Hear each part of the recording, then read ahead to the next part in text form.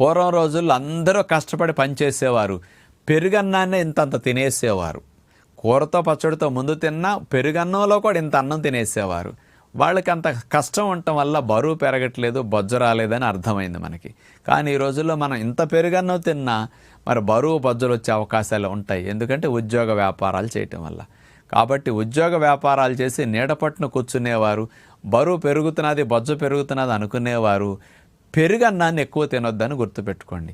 పెరుగు కావాలంటే ఒక కప్పు తీసుకోండి, కానీ ఒక స్పూనుడు కానీ 2 స్పూన్లు కానీ అన్నం పెరుగులో పెట్టుకు తింటే మీకు బరువు పెరగదు, బొజ్జ పెరగదు, షుగర్ కూడా రాకుండా ఉంటుంది.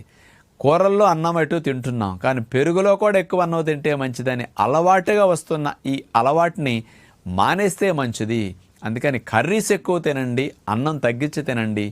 అనేక సమస్యలకు పరిష్కారాన్ని ఇది అందిస్తుంది.